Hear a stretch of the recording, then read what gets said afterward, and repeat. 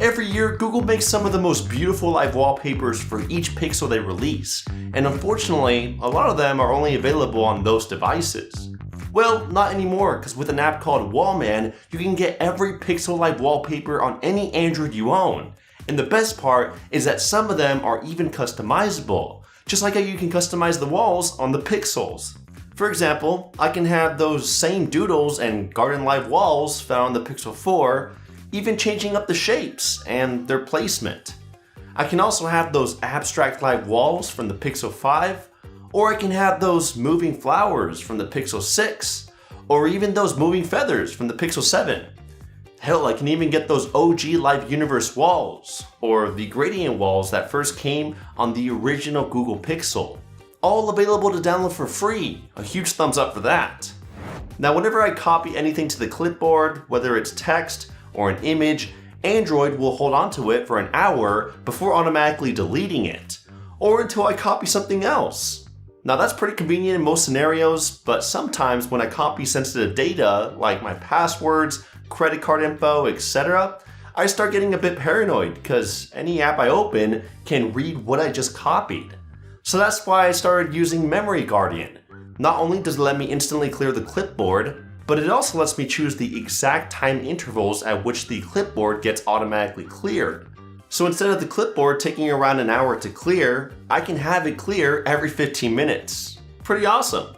It would also be neat if the developer could support a quick settings tile to instantly clear the clipboard that way, but it still accomplishes the task. Plus, it's free and open source. By the way, since a lot of you guys showed so much love in the last video of the best Android apps of July, I decided not to include a sponsor in this month's episode as well. So for that, maybe drop a thumbs up, and I'll keep up the cycle of no sponsors for the best app series. Anyways, practically every phone out there has a camera hole punch on the front, unless it's underneath the display, so why don't we make them more useful? Like with this app called Touch the Notch, I can open the camera anytime I tap the cutout, or I can long press it to take a screenshot.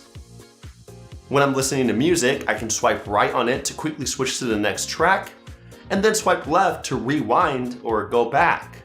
But that's just the tip of the iceberg. Within the app, there are so many more actions and gestures that you can choose from. Pretty useful. As most of you know, the Nothing Phone 2 was released last month, and it came with some awesome new widgets that look phenomenal. I mean, I started to love them so much that I was looking for new ways to get them working on any Android. The first way was to recreate them with the KWGT app. So that's what we did. My team created almost identical versions of the weather widgets, analog clock, health widget, and even an extra music player that fits the monochrome theme. We also made them extremely customizable within the KWGT global settings, and we also created these exclusive walls to go along with them, which I think fit the theme perfectly. You can find all of these Nothing-inspired widgets and wallpapers on our Patreon linked down below. Or you can also download an app called Nothing 2.0 for KWGT. This pack also gives you widgets that match Nothing's new style with large open space shapes, rounded corners, dotted text, and that monochrome theme with a hint of red. Looks great on the home screen, but unlike ours, they're not exact replicas and aren't as customizable, only letting you change the colors.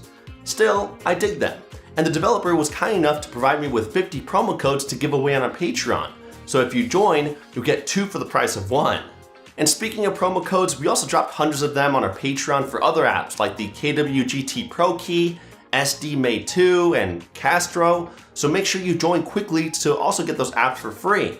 A huge thanks to all those developers for supporting the channel. Anyways, I'm sure most of us have been there where we wanted to take a group photo without anyone holding the camera, and we also wanted that higher quality, so we used the rear lenses instead of the front. But as a result, multiple retakes had to be done since you couldn't see the viewfinder or even control the camera. Well, SayCheese solves this issue because it lets you remotely control your phone's camera with another phone. So for example, I can have my Pixel 7 Pro be the designated shooter while I control it with another device like the Galaxy S23. I can see the Pixel's viewfinder live without any lag, and I can control it without a problem, like zooming in or out, switching between lenses, choosing when to shoot the shots, recording a video, etc. It works really well and the phones connect without a problem, And it even works on the iPhones and iPads. The only inconvenience is that you need to have the app installed on both devices for it to work. Still, the app size isn't that big. It's only 24 megabytes, so downloading shouldn't take that long. Some of you may not know this, but some websites can be turned into apps. Kind of. I mean, they look and work like any other real app where the address bar is removed and there aren't any other browser elements, but they're still websites. Not every site supports this, but with an app called Web App, you can force them to become one. I, for one, turned all of my favorite tech sites into web apps to access them much more quickly from the home screen. Plus, it came with a few extra perks, like the ads get automatically blocked, and the blank space where the ad used to sit also gets removed for a clean page. I can also force the site to become dark, block any pop-ups, and more. Works like a charm. One of my all-time favorite weather apps has always been Geometric Weather because it's completely free and open source, has a beautiful looking interface, and it provides so much weather information for any city. The only problem is that it hasn't been updated in over a year. Luckily, a forked version called Breezy Weather has just been released last month, and it's actively being updated with new features. It's made the front text more prominent and centered. It's brought back the air quality card, which was broken before on the original app.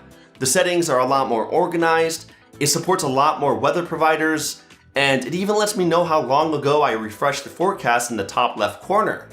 I'm sure there will be more features and improvements in the future, so keep an eye on Breezy Weather. Switching over to the games, this first one is called Mental Hospital 6. It's a pretty intense horror game. You play as a reporter who works for a small local newspaper and is looking to find out what happened inside a psychiatric hospital, only bringing a camera and notebook. Yeah, it's not the most realistic storyline out there, but it works. The graphics are what really save the game, because it does make it extra creepy, especially when you actually get inside the haunted hospital. That's when things start to get really scary. Plus, the sounds really add to the suspense. The controls aren't the best since they're not very customizable, and you need a relatively high-end device to play this game. Otherwise, you'll need to lower the graphics so it doesn't lag. And with crappier graphics, the game won't be as scary or enjoyable, but I still had fun playing it, especially since I don't see many decent horror mobile games nowadays. This one is definitely one of the better ones, and it's even a sequel, so if you like it and play the whole way through, you can also play the previous versions. Dumb Ways to Climb is a lot less dark, but it could actually make you a lot more tense. It's made by the developers who created the famous Dumb Ways to Die series, but this newer version is not like the rest, and it's got a twist in graphics. The game is pretty simple. You're just jumping on random obstacles, trying to climb higher and higher, and if you fall off, you need to start over, which is really annoying. It's the same concept as popular game titles like Climb Up or Getting Over It. The graphics and controls are just not as good, but being that it just got released a few days ago and it's completely free, I give it a pass. I'm hoping that in the future it'll get a lot better. For now, it's a decent start. Stepping away from fancy 3D graphics, Rotoforce is a bullet hell game with fast-paced action and simple maps. The objective is to run around in a shape-like world, trying to shoot down anything that pops up. You can even jump and dash between walls to avoid enemies. And as you advance in the game, the levels get a lot more chaotic, so it'll really test your reactions. Luckily, the controls are pretty good, but they do take some time to get used to. The graphics and sound effects are also amazing, especially since there are different designs for each world you play. It's not a game for everyone, but it is the perfect option for someone looking to kill time for the long haul. Anyways, click this video right here to see a full playlist of the best Android apps. If you downloaded at least one app or game, a quick thumbs up would be really appreciated because finding these wasn't easy. Either way, thanks for sticking to the end and I'll catch you guys in the next one. Kapow!